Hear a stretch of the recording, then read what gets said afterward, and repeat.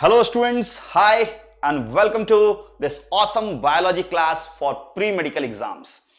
तो स्टूडेंट्स, अगर आप अभी क्लास 12 में हैं या फिर आप ड्रॉपर बैच में हैं एंड स्टूडेंट्स आपका सपना है एक अच्छा डॉक्टर बनना, आपका सपना है नीट यूजी के एग्जाम को क्रैक करना, तो really this class is going to be very beneficial for you.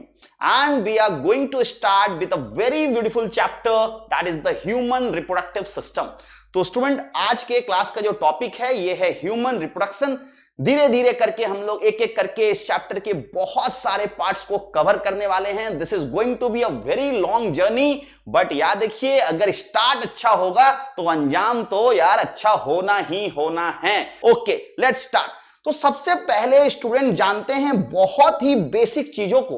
भाई आखिर ये रिप्रोडक्शन होता क्या है? स्टूडेंट, जब भी हम लोग बात कर रहे हैं रिप्रोडक्शन, मतलब भाई आपको करना है रिप्रोड्यूस. रिप्रोड्यूस मतलब आप जैसे हैं बिल्कुल अपने जैसा ही आपको प्रोड्यूस कर देना है. तो that is going to be the reproduction. तो आप बताओ कि आप आखिर रिप्रोडक्शन क्यों करते हो? तो स्टूडेंट्स, हर स्पीसी रिप्रोड्यूस इसलिए करता है ताकि उसका स्पीसी इस अर्थ पे कंटिन्यू रहे, मतलब कंटिन्यूटी ऑफ द स्पीसी. अगर मान लीजिए सारे लोग आज से बोल देते हैं भाई ऑल द ह्यूमंस कि आज से रिप्रोडक्शन बंद, तो अगर आज से रिप्रोडक्शन बंद स्टूडेंट, तो जस्ट आप बताइए आज के साथ 50 साल, 60 साल, 70 साल, 80 साल के बाद क्या कोई भी ह्यूमन इस अर्थ पे रहेगा? तो student, the human specie is going to disappear. The same thing is applicable for all the species. That's why student, सबसे इंपॉर्टेंट चीज होता है कि एम ऑफ द रिप्रोडक्शन के बारे में जानिए. अगर कोई भी आपसे पूछता है कि सर एम क्या है, तो एम है कंटिन्यूटी ऑफ द स्पीसी.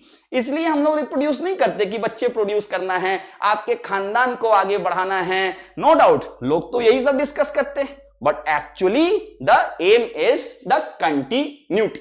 तो सर आखिर रिप्रोडक्शन क्या है? तो अगर आप इसको डिफाइन करना चाहें तो this is the ability of living organism. किसी भी लिविंग ऑर्गेनिज्म का ये एबिलिटी है. This is also a very important thing कि रिप्रोडक्शन आखिर किसका फीचर है? तो ये नॉन लिविंग चीजों का फीचर नहीं है. This is the feature of the living organism to produce a new generation. Student, अभी हमारा जनरेशन है, हमारे बाद फिर नेक्स्ट जनरेशन आएगा of the living individuals similar to themself. और मैं चाहूंगा कि जो ह्यूमन का नेक्स्ट जनरेशन हो वो भी ह्यूमन हो. That's why our specie is going to continue. तो स्टूडेंट्स, इस डेफिनेशन को बहुत ही प्यार से लिख के रखिएगा, that it is the ability of living organism to produce a new generation of living individuals similar to themselves. And what is the aim of the reproduction? तो aim of the reproduction is the continuity of the species. Okay? चलिए, अब students बात करते हैं कि आखिर हमारे पास कितने टाइप के रिप्रोडक्शन हो सकते हैं. तो types of reproduction, this is also very important. तो यार सबसे कॉमन टाइप है द एसेक्सुअल रिप्रोडक्शन. याद देखिए, एसेक्सुअल रिप्रोडक्शन में किसी भी तरह का गैमेट का इन्वॉल्वमेंट नहीं होता है. That is going to be a non gametic. Detail में जानेंगे. The second type is going to be the sexual reproduction. Sexual reproduction में gametes are going to be involved. And we also have the third type, that is called the parthenogenesis. देखिए, इसके अलावा भी different types हो सकते हैं, ठीक है, बट अभी हमारा जो मेन फोकस है वो ह्यूमन रिप्रोडक्शन एरिया पे है. इस कारण से मैंने ब्रॉड कैटेगरी में 3 कैटेगरीज को ही यहां पे क्लासिफाई किया है. एसेक्सुअल, जहां पे कि गैमेट्स इन्वॉल्व नहीं है. सेक्सुअल, जहां पे गैमेट्स इन्वॉल्व हैं. और पार्थेनोजेनेसिस, ये एक स्पेशल केस है. सारा का सारा मैं अभी डिटेल में डिस्कस करने वाला हूं. Hope everybody is getting this. Okay, चलिए sir, let's move to the next part. सबसे पहले सबसे ज्यादा डिटेल में हम लोग पढ़ेंगे एसेक्सुअल रिप्रोडक्शन. तो एसेक्सुअल रिप्रोडक्शन, अब मान लीजिए कि भाई आप एक इंडिविजुअल हैं और आप without involving any other individual of the same स्पीसी के दूसरे इंडिविजुअल से आपको कोई मतलब नहीं है और आप सिंगल हैंडेडली रिप्रोड्यूस कर जाते हैं, that is this is a uniparental. जैसे कि नॉर्मली क्या होता है, एक मेल होता है एक फीमेल होता है, दोनों आपस में रिप्रोड्यूस करते हैं तो वो बाइपेरेंटल हो गया। लेकिन एसेक्सुअल रिप्रोडक्शन में आपको याद रखना है कि this is always going to be uniparental, a single parent is going to produce the offspring. Sir यहां पर किसी भी प्रकार का गैमेट के फॉर्मेशन का रिक्वायरमेंट नहीं होता है। तो सेकंड पॉइंट याद रखिएगा, that gametes are not formed here.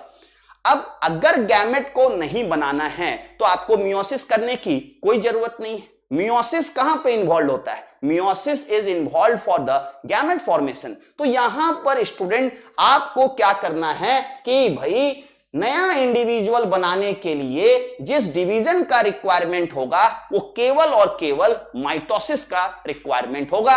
No meiosis is involve in the asexual reproduction.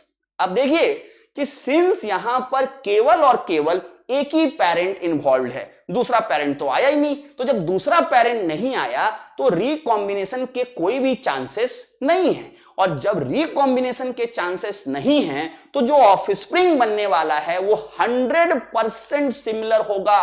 वो 100% किससे सिमिलर होगा, to the parent. That's why student याद रखिए, the new individuals formed are usually genetically identical to the parent। बिल्कुल जैसा parent है उससे वो 100% जेनेटिकली आइडेंटिकल है। तो स्टूडेंट्स इसको हम लोग क्या बोलते हैं, they are the actually carbon copy. और अगर ये कार्बन कॉपी है तो आप इन्हें बोल सकते हैं they are clones, they are clones. तो याद रखिए जो क्लोन वर्ड होता है ये किसके लिए होता है, तो क्लोन वर्ड होता है for the group of offsprings that are similar to each other and they are formed by asexual reproduction. तो अगेन आई रिपीट, क्लोन क्या है भाई, ये एक ग्रुप है और इस ग्रुप में सारे के सारे ऑफस्प्रिंग्स एक जैसे होते हैं और वो पेरेंट से सिमिलर होते हैं। बट ऐसे ऑफस्प्रिंग्स का फॉर्मेशन कैसे होगा, ओनली बाय एसेक्सुअल रिप्रोडक्शन। तो इसका यही मतलब है कि एसेक्सुअल रिप्रोडक्शन के कारण से किसी भी तरह का वेरिएशन नहीं आ सकता है। But students you can have a way of variation in asexual reproduction also. तो सर ये कैसे हो सकता है, तो याद रखिए this can be done due to the mutations. No doubt about that कि यहां पर किसी भी प्रकार का रिकॉम्बिनेशन नहीं है क्योंकि केवल एक पेरेंट इन्वॉल्व है। नॉर्मली यहां पे किसी भी प्रकार का वेरिएशन नहीं आता है, लेकिन यहां भी वेरिएशन हो सकता है due to a very special phenomenon called as the mutation. Hope everybody got this. चलिए students let's proceed to the next part. अब आखिर sir what is the significance, what is the importance of asexual reproduction. तो no doubt about that कि यहां पर आप rapidly अपने number को बढ़ा सकते हैं क्योंकि यहां पर किसी भी तरह का गैमेट फॉर्मेशन नहीं है, फर्टिलाइजेशन नहीं है। स्टूडेंट आपको सिंपली माइटोसिस करना है। तो ये एक तरीका है students for the rapid multiplication and you can produce a large number of offsprings at a very short time. तो सर इसका भी कुछ इंपॉर्टेंस हुआ एसेक्सुअल का भी कि भाई ये क्या कर रहा है, तो आपको रैपिडली मल्टीप्लाई करने में मदद कर रहा है, आपके नंबर ऑफ ऑफस्प्रिंग्स को बहुत जल्दी शॉर्ट टाइम में नंबर को इंक्रीज करने में हेल्प कर रहा है। इसके अलावा students you can simply see here everything, you can see that what happened here. We started with only and only one parent, केवल एक पेरेंट से हमने स्टार्ट किया। एक बार डिवीजन हुआ तो आप देख रहे हैं कि ये दोनों बन गए। अब ये दोनों एकदम एक दूसरे से आइडेंटिकल हैं कि नहीं है, और ये पेरेंट से भी आइडेंटिकल है कि नहीं है। फिर से ये डिवाइड हुआ, अब देखिए 2 से कितने हो गए, 4 हो गए। फिर से देखिए ये डिवाइड हुए, अब 4 से कितने हो गए, 8 हो गए। तो बहुत ही रैपिड मल्टीप्लिकेशन यहां पे हो रहा है। और आप देखिए कि जितने भी इंडिविजुअल्स बन रहे हैं, सारे के सारे इंडिविजुअल्स 100% सेम हैं। कैसके कंपैरिजन में, तो to compare with the parents. तो स्टूडेंट्स, इस पूरे के पूरे ग्रुप को हम लोग क्या बोलते हैं, तो this complete group is called as the clone. और स्टूडेंट्स, इसमें जो ये सिंगल इंडिविजुअल्स होते हैं, इनको क्या बोलते हो, तो इनको बोलते हैं रैमेट्स। याद रखिएगा, the single individuals produced by the asexual reproduction, they are going to be called as the ramettes। तो इसे बिल्कुल अच्छे से आपको याद रखना है, ठीक है स्टूडेंट्स। अब देखिए कि सर आपको एसेक्सुअल रिप्रोडक्शन में कुछ स्पेशल पॉइंट्स जरूर पता होने चाहिए। तो सबसे पहला कि भाई ये मल्टीप्लिकेशन ऑफ द स्पीसीज में ही हेल्प करता है, इसके अलावा इसका कोई भी खास इंपॉर्टेंट रोल नहीं है, क्योंकि यहां पर किसी भी प्रकार के वेरिएशंस नहीं आते हैं। और जब वेरिएशंस नहीं आएगा तो आप बोल सकते हैं कि इवोल्यूशन नहीं होगा, क्योंकि इवोल्यूशन का जो की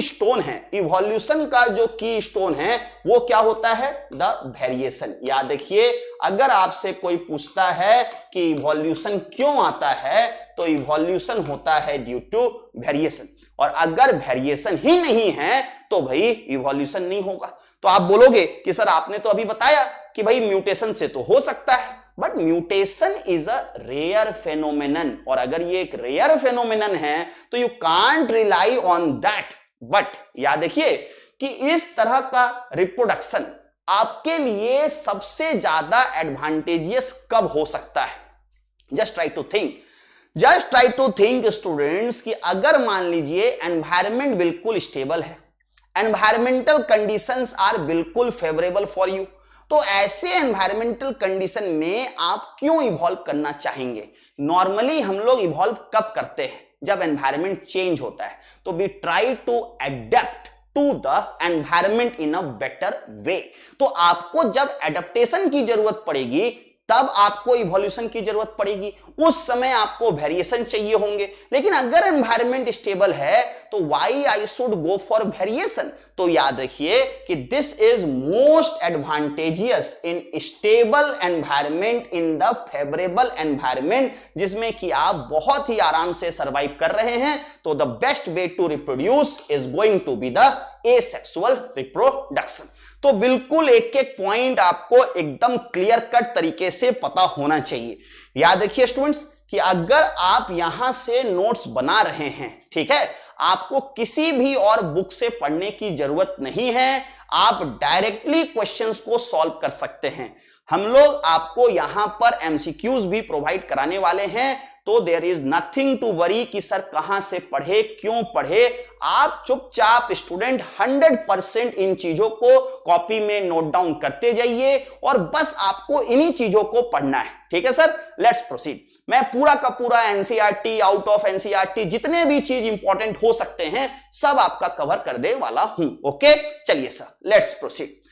अब हम लोग थोड़ा सा बात कर लेंगे what are the different types of asexual reproduction. अब देखिए यहां पर अभी आप बिल्कुल भी टेंशन मत लीजिए। तो सर क्यों मत टेंशन ले, ये हम लोग बाद में पूरा डिटेल में पढ़ने वाले हैं। अभी बस मैंने यहां पे आपके लिए कुछ नाम लिख दिया है ताकि आप थोड़ा फैमिलियर हो जाएं कि भाई ये एसेक्सुअल रिप्रोडक्शन वर्ड जो सर यूज कर रहे हैं इसका क्या मतलब है। तो जैसे कि बार बार आप सुनते हैं something called as the binary fission, something called as the multiple fission, plasmotomy आपने उतना नहीं सुना होगा, बडिंग, फ्रेगमेंटेशन, वेजिटेटिव रिप्रोडक्शन। तो ये जितने भी वर्ड्स हैं ये डिफरेंट टाइप्स हो सकते हैं एसेक्सुअल रिप्रोडक्शन के।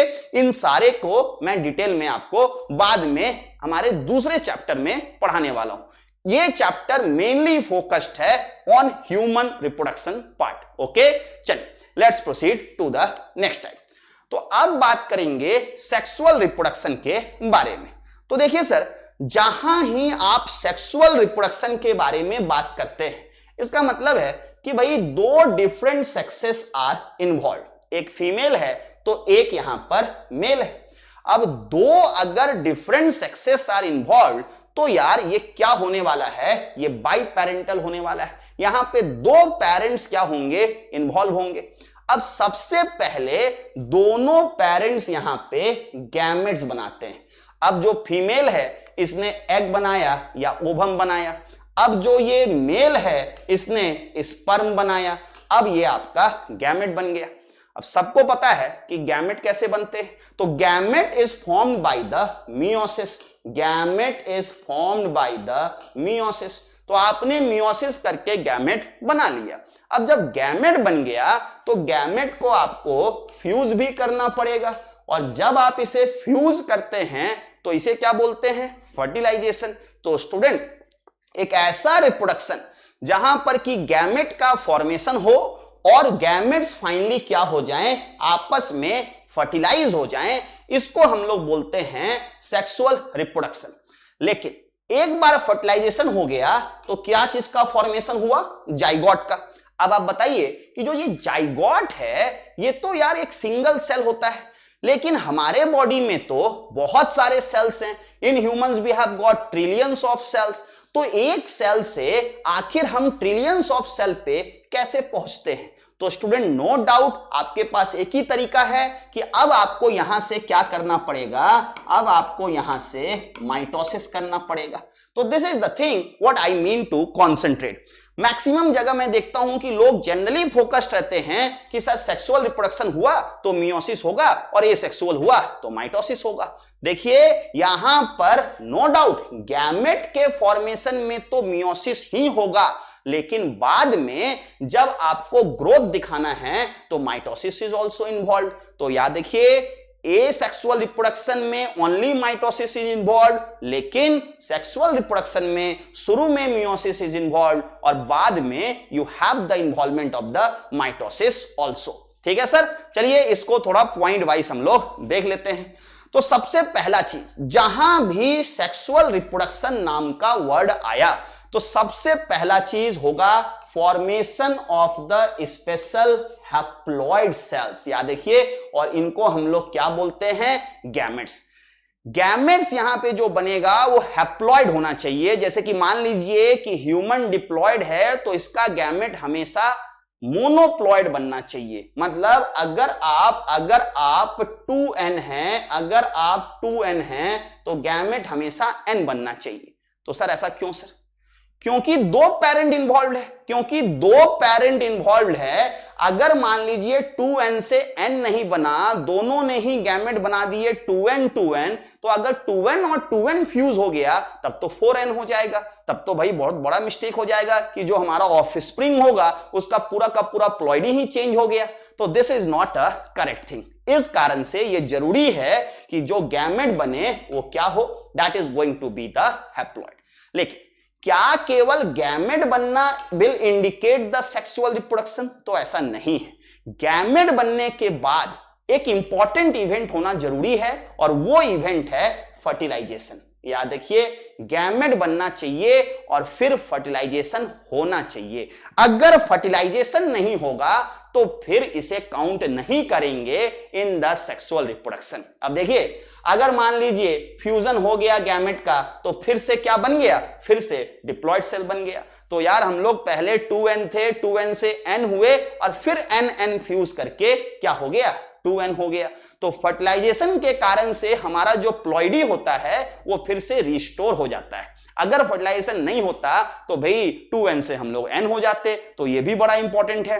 अब देखिए स्टूडेंट्स कि जनरली जो ये सेक्सुअल रिप्रोडक्शन होता है, जनरली ये बाई पेरेंटल होता है। Generally this is by parental. बोलने का क्या मतलब है कि आप देखिए कि यहां पर एक फादर और एक मदर इन्वॉल्व है, ठीक है, और इसको मैं बोल रहा हूं कि सेक्सुअल रिप्रोडक्शन है।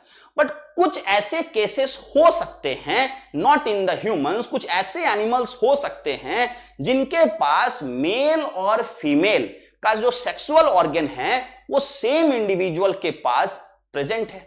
अगर ऐसा होगा तो वैसे केस में ये यूनिपेरेंटल भी हो सकता है। Again I repeat, asexual is always uniparental, sexual is mostly biparental, but sometimes it can be what, sometime it can be uniparental also। ठीक है, जल्दी से इसको नोट डाउन भी कर लीजिए।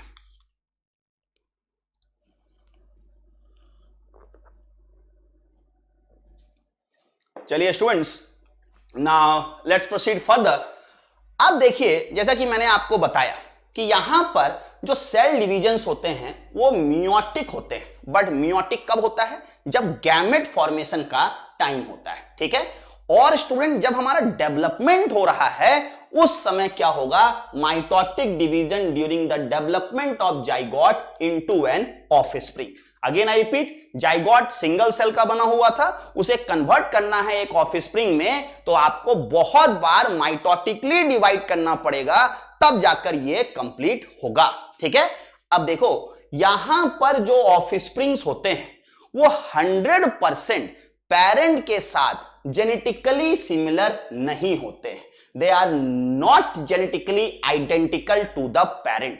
इसका यह बोलने का मतलब नहीं है कि वो पेरेंट से थोड़ा भी मैच नहीं करेंगे। अगेन आई रिपीट, याद रखिए, they are not carbon copy.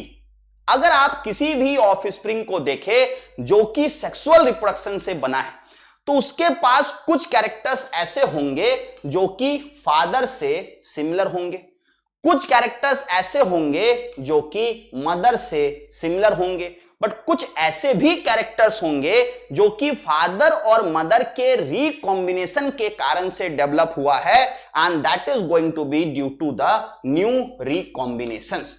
तो याद रखिएगा कि ऐसे ऑफस्प्रिंग्स जो कि एसेक्सुअल रिप्रोडक्शन से बनते हैं वो फादर से भी सिमिलर होते हैं कुछ हद तक, मदर से भी सिमिलर होते हैं कुछ हद तक, और इनके पास कुछ नए कैरेक्टर्स भी होते हैं, और कुछ नए कैरेक्टर्स के कारण से ये क्या शो करते हैं, ये वेरिएशन शो करते हैं। और अगर वेरिएशन यहां पे हुआ तो ऑब्वियस है इवोल्यूशन होगा।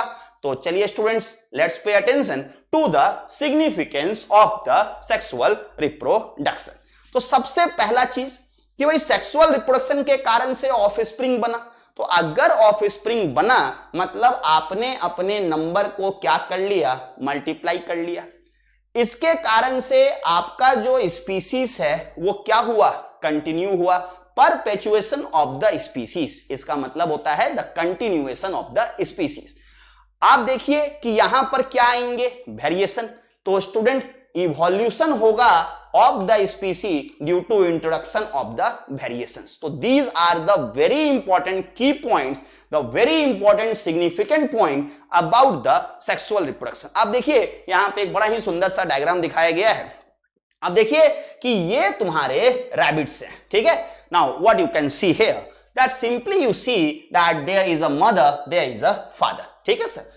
अब दोनों में थोड़ा सा वेरिएशन है। अब इसके कारण से जब इन्होंने सेक्सुअल रिप्रोडक्शन किया तो ये ऑफस्प्रिंग्स आए, बट क्या ये ऑफस्प्रिंग सारे के सारे सिमिलर हैं? तो आप देखेंगे कि कुछ ऑफस्प्रिंग फादर से भी मैच कर रहा है, कुछ मदर से भी मैच कर रहा है, और कुछ नए टाइप के भी आए हैं। आप देख रहे हैं कि कुछ नए टाइप के भी आए हैं। तो ये सब क्या है, ये सब वेरिएशंस हैं, और यही वेरिएशंस के कारण से फ्यूचर में क्या होगा, इवोल्यूशन होगा। But no doubt due to sexual reproduction also continuity of the species is going to continue and the multiplication of the offsprings is going to take place। Hope everybody got each and every point very very clear। चलिए sir, let's proceed further। अब थोड़ा सा और आगे बढ़ते हैं, चीजों को और समझते हैं। अब students we will be talking about the third type here। तो सर ये थर्ड टाइप क्या है? तो थर्ड टाइप जिसके बारे में मैं बात कर रहा था वो है पार्थेनोजेनेसिस। तो सर ये पार्थेनोजेनेसिस क्या होता है? अभी आप देखिए कि अभी अभी मैंने आपको बताया कि जो सेक्सुअल रिप्रोडक्शन है वहां पे गैमेट्स का फॉर्मेशन होता है, और गैमेट्स आपस में फ्यूज करके फर्टिलाइज करते हैं, और तब जाकर ये प्रोसेस क्या होता है, कंप्लीट होता है। ठीक है सर। लेकिन मान लो कि गैमेट बना लेकिन फर्टिलाइजेशन नहीं हुआ और गैमेट से डायरेक्टली डेवलप कर गया ऑफस्प्रिंग। अगर ऐसा होता है तो this is called as the parthenogenesis. Again I repeat, क्या हुआ? Formation of the gamete, yes sir, formation of gamete हुआ। फर्टिलाइजेशन, फर्टिलाइजेशन नहीं हुआ, फर्टिलाइजेशन इज नॉट रिक्वायर्ड। याद देखिए यहां पे फर्टिलाइजेशन रिक्वायर्ड नहीं है। The next thing, development of the offspring from the unfertilised egg, जो अनफर्टिलाइज्ड एग था उसी से ऑफस्प्रिंग डेवलप कर गया। अगर ऐसा होता है तो ये प्रोसेस क्या कहलाता है? तो ये प्रोसेस कहलाता है पार्थेनोजेनेसिस। याद देखिए स्टूडेंट कि सिंस यहां पे फर्टिलाइजेशन का कोई रोल नहीं है तो एक ही पेरेंट गैमेट बना सकता है, तो this is going to be monoparental in nature. ये पूरी तरह से मोनोपेरेंटल होता है, सिंगल पेरेंट इज इन्वॉल्व। तो एसेक्सुअल रिप्रोडक्शन और पार्थेनोजेनेसिस इन दोनों में ही only single parent is involve, जबकि जो सेक्सुअल रिप्रोडक्शन है वो मोस्टली बाई पेरेंटल होता है, कभी कभी वो यूनिपेरेंटल हो सकता है। अब देखिए इसका बड़ा ही सुंदर सा एग्जांपल है हनी बी। अब देखिए हनी बी में जो फीमेल हनी बी होती है वो तुम्हारा जो एग रिलीज करती है, ठीक है। अगर जो तुम्हारा एग है, जस्ट पे अटेंशन हियर, जो यहां पे गैमेट है, अगर उसका फर्टिलाइजेशन नहीं हुआ, अगर उसका फर्टिलाइजेशन नहीं हुआ तो this N is going to remain N, this N is going to remain N। और याद देखिए अगर फर्टिलाइजेशन नहीं होता है तो इसके कारण से बनता है मेल ड्रोन्स, इसके कारण से बनता है मेल ड्रोन्स। तो भाई हनी बी में जो मेल होता है उसका फॉर्मेशन पार्थेनोजेनेसिस से होता है, बिकॉज कि जो भी ये तुम्हारा एग था that was haploid in nature, इसका किसी भी प्रकार का फर्टिलाइजेशन नहीं हुआ and this got converted into what? A male drone. लेकिन सारे एग्स के साथ वैसा नहीं होता है। अगर मान लीजिए ये जो एग है, ये जो एग है, ये एन है, अगर इसका फर्टिलाइजेशन हो गया, अगर इसका फर्टिलाइजेशन हो गया तो ये क्या हो जाएगा? It will get converted into 2n। और स्टूडेंट अगर ये 2n में कन्वर्ट होता है तो this is going to form a worker, this is going to form a queen. और याद देखिए ये जो वर्कर है और ये क्वीन है, दोनों के दोनों फीमेल्स होती है, दोनों के दोनों क्या होती है? फीमेल्स होती है। तो फीमेल्स हनी में क्या होती है? डिप्लॉयड। क्यों ये डिप्लॉयड हुई? क्योंकि इनका फॉर्मेशन फर्टिलाइजेशन से हुआ है। और ये जो है मेल, ये कैसा है? ये यहां पे हैप्लॉइड होता है बिकॉज ये विदाउट फर्टिलाइजेशन बना है by the process of parthenogenesis. इतना अभी के लिए आपको पता होना चाहिए। ऐसे हनी बी का जो लाइफ साइकिल है वो हम लोग फुल डिटेल्स में पढ़ेंगे किसी और चैप्टर में, ठीक है सर। चलिए लेट्स प्रोसीड फर्दर। अब हम लोग आगे बढ़ते हैं the types of the parthenogenesis. ये भी थोड़ा सा इंपॉर्टेंट है, बार बार एग्जाम में आता है। अब देखिए ये डिपेंड करता है कि जो अनफर्टिलाइज्ड एग है वो मेल में कन्वर्ट हुआ या वो फीमेल में कन्वर्ट हुआ, ठीक है। तो देखिए अगर unfertilized egg develops into the mails, इसको बोलते हैं एरेनोटोकी। इसको क्या बोलते हैं? एरेनोटोकी। तो this is a type of parthenogenesis जिसमें कि अनफर्टिलाइज्ड एग डेवलप होता है मेल्स में। And the second one is your thelytoky. तो सर ये क्या होता है? इसमें unfertilized egg will develop into the females, this will develop into the females. अब इसका एक कॉमन एग्जांपल याद रखिएगा, एग्जांपल बहुत सारे हैं बट एग्जाम में आपसे यही पूछा जाएगा, मेल हनी बी। अभी अभी मैंने आपको एक्सप्लेन किया था मेल हनी बी। तो अगर unfertilized converted into the male, that is going to be found in the honey bee, और इसको क्या बोलेंगे? एरेनोटोकी।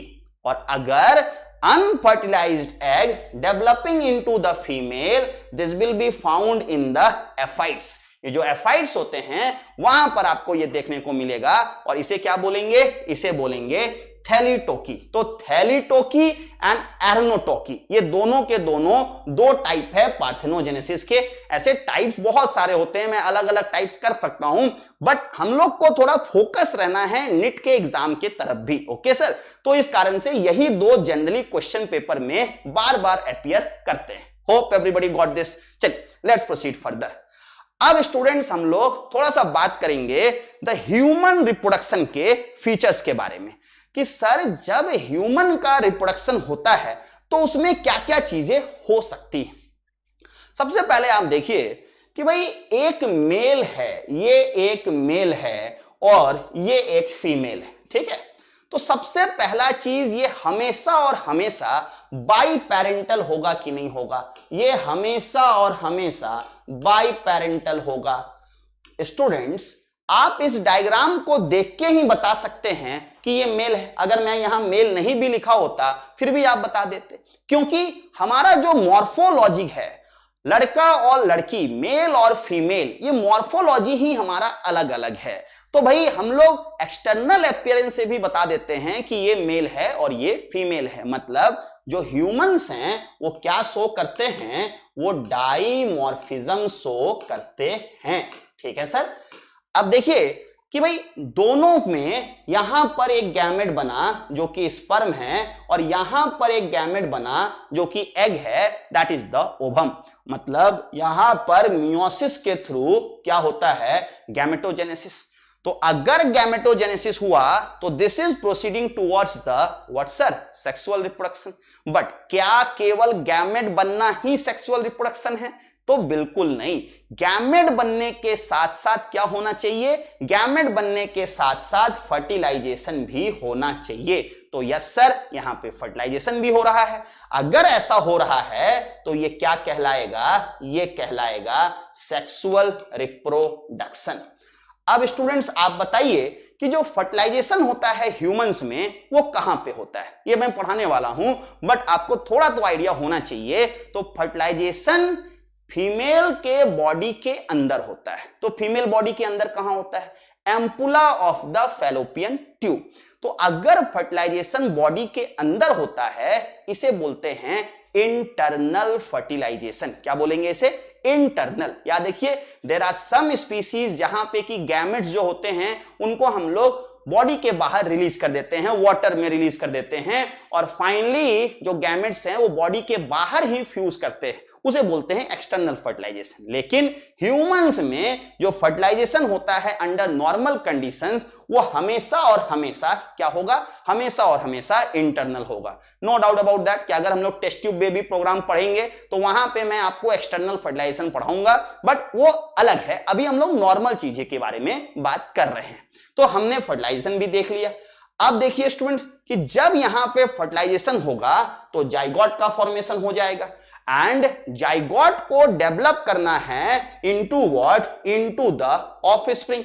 तो उसके लिए फिर से आपको क्या करना पड़ता है, माइटोसिस करना पड़ता है। ये तो मैंने आपको बहुत बार आज समझा दिया है कि मियोसिस भी है और माइटोसिस भी है, दोनों के बिना ये चीज पॉसिबल नहीं है, ठीक है सर। ओके लेट्स प्रोसीड और इसको थोड़ा पॉइंट वाइज देख लेते हैं। तो देखिए सबसे पहला चीज कि जो ह्यूमन होता है, ह्यूमन इज यूनिसेक्सुअल। यूनिसेक्सुअल क्यों, मतलब कि हमारे पास एक इंडिविजुअल मेल है तो एक इंडिविजुअल फीमेल है। तो स्टूडेंट्स आप केवल और केवल एक ही सेक्स को रिप्रेजेंट करते हैं। ऐसा नहीं है कि सेम इंडिविजुअल में मेल भी है और फीमेल भी है, that is called the you are unisexual. Then you have got dimorphism. Now dimorphic अभी मैंने बताया कि जो मेल है वो देखने में अलग है, जो फीमेल है वो देखने में अलग है। तो that is you have got different male and female sex. जो फर्टिलाइजेशन है वो इंटरनल है। तो इंटरनल फर्टिलाइजेशन कहां पर होगा, तो that will take place in the ampulla of the fallopian tube. That will take place in the ampulla of the fallopian tube. जो ह्यूमंस होते हैं वो जब बर्थ देते हैं तो अंडे नहीं रिलीज करते, they are going to give birth to the young ones. मतलब बिल्कुल ह्यूमन को ही डायरेक्ट वो बर्थ दे रहे हैं, that is going to be called as the viviparous. तो ह्यूमंस क्या होते हैं, वीवी पेरस होते हैं। और स्टूडेंट्स जो हमारा ऑफस्प्रिंग होता है वो डायरेक्ट डेवलपमेंट शो करता है। डायरेक्ट डेवलपमेंट का क्या मतलब होता है कि जो हमारे अर्ली स्टेज होते हैं, जो छोटा बच्चा है मान लीजिए, वो बिल्कुल ह्यूमन का जैसा होता है। ऐसा नहीं है कि भाई पहले वो टेडपोल का जैसा लग रहा है और फिर उसमें मेटामॉर्फोसिस हुआ और उसके बाद वो डेवलप हुआ तब एडल्ट फॉर्म में आया। Adult form and the early young form are totally different. क्या ऐसा होता है? No sir. जो ह्यूमन का बच्चा है वो पूरी तरह से एडल्ट फॉर्म के साथ मैच करता है। तो अगर जो हमारे अर्ली स्टेजेस होते हैं और हमारे जो एडल्ट स्टेजेस होते हैं, अगर वो दोनों सेम होते हैं तो वैसे डेवलपमेंट को हम लोग डायरेक्ट डेवलपमेंट बोलते हैं। तो ये आपको बिल्कुल अच्छे से पता होना चाहिए कि we have got the direct development. Okay sir, चलिए लेट्स प्रोसीड। अब हम लोग सारे के सारे इवेंट्स को क्या करने वाले हैं? समराइज करने वाले हैं कि सर ह्यूमन रिप्रोडक्शन में आखिर कौन कौन से इवेंट्स होते हैं। सारे इवेंट्स को हम लोग डिटेल में भी पढ़ेंगे। अभी बस चैप्टर को मैं समराइज कर रहा हूं और कुछ इंट्रोडक्टरी पार्ट जो कि बहुत इंपॉर्टेंट है उनको मैं डील कर रहा हूं। सारा चैप्टर बहुत ही स्मूथली धीरे धीरे आप देखेंगे आगे बढ़ेगा and you will have one of the best preparations on any platform. याद देखिए, किसी भी प्लेटफॉर्म से बहुत अच्छा प्रिपरेशन हम लोग यहां करने वाले हैं and believe me you are going to be the master of biology very soon. अगर आप मेरे हर बातों को बिल्कुल प्यार से सुन रहे हैं, नोट डाउन कर रहे हैं, हर क्लास के बाद इमीडिएटली उसे रिवाइज कर रहे हैं, याद देखिए क्लास के साथ साथ एकदम ब्यूटीफुल नोट्स बनाते जाइए, क्योंकि यही नोट्स हैं जो कि बाद में काम आएंगे। आपके नोट्स आपके अपने होने चाहिए। किसी भी स्टडी मटेरियल को आप रीड नहीं कर सकते, उसमें तो न जाने क्या क्या लिखा रहता है, कौन से पॉइंट्स इंपॉर्टेंट है, कौन सा इंपॉर्टेंट नहीं है, ये आप कभी भी कैटेगराइज नहीं कर पाओगे because you are a student. तो ये काम टीचर का है कि आपको उन सारी चीजों में से निकालकर वो पॉइंट्स बताए जो कि डायरेक्ट एग्जाम में आते हैं। तो ये बहुत इंपॉर्टेंट है कि बहुत अच्छे से नोट्स को जरूर बनाइएगा। ठीक है, चलिए लेट्स प्रोसीड।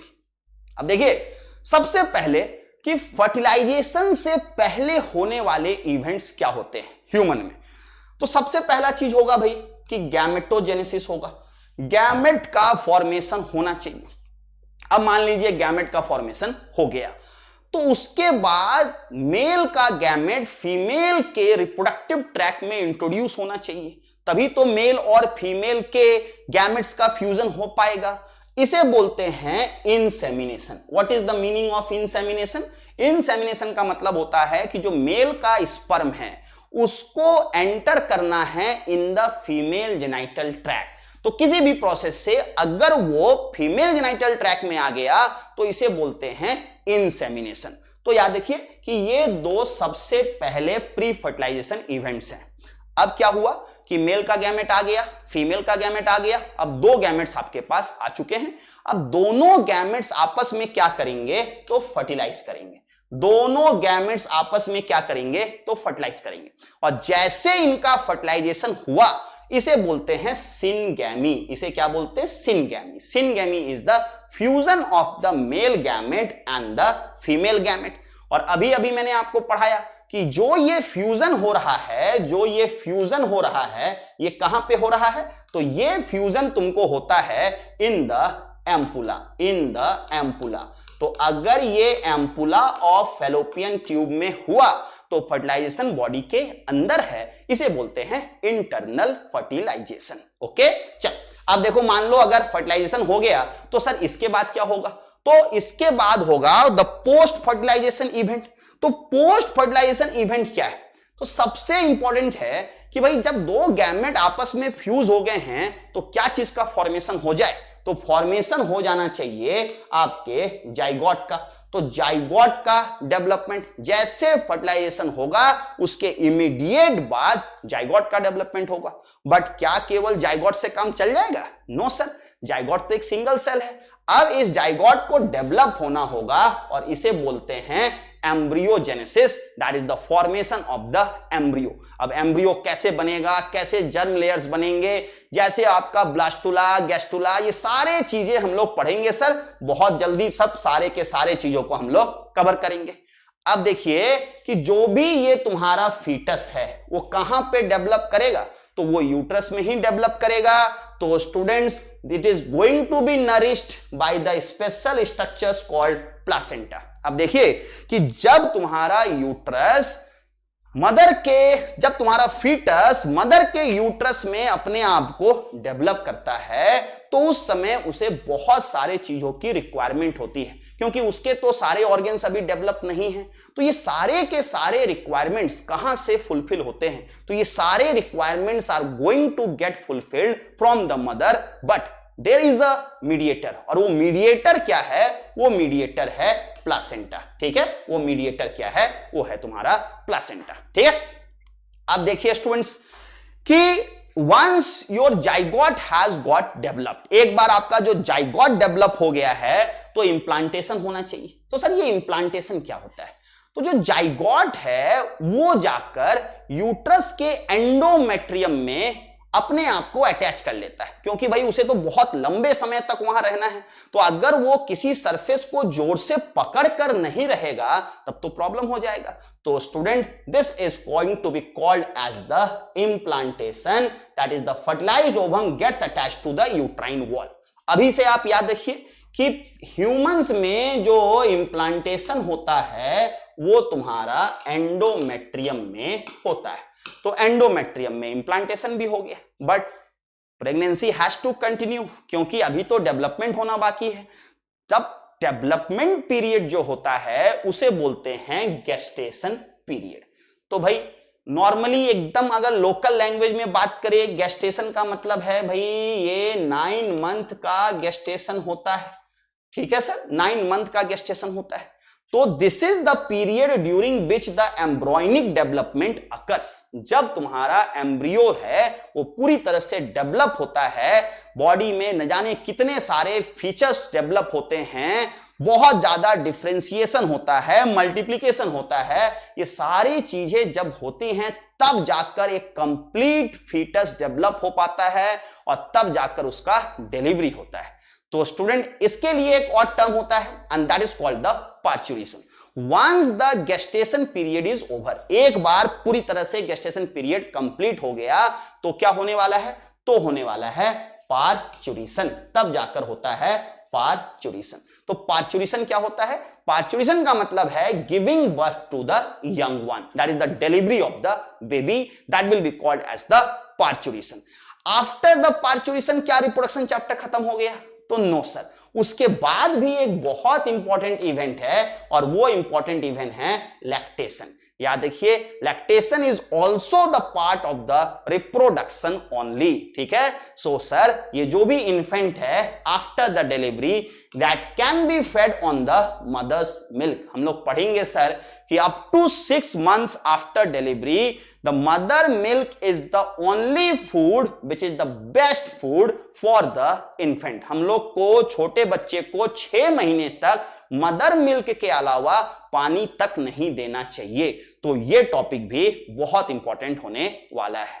तो स्टूडेंट्स आपने देखा कि भाई ह्यूमन रिप्रोडक्शन में कितने सारे डिफरेंट इवेंट्स हो सकते हैं। ये बड़ा ही प्यारा सा एक इमेज मैंने आपके लिए लगा के रखा है। आप देखिए कि भाई क्या होता है, पार्चुरेशन होता है। जो बच्चा है वो मदर के यूट्रस से वेजाइनल कैनाल के थ्रू बाहर आता है। Once this comes through that, this is the lactation. कितने प्यार से एक मदर अपने बच्चे को यहां पर मिल्क पिला रही है, दिस इज का लैक्टेशन। ये भी मदर और बच्चे के बीच में बॉन्डिंग क्रिएट करने में बहुत इंपॉर्टेंट रोल प्ले करता है।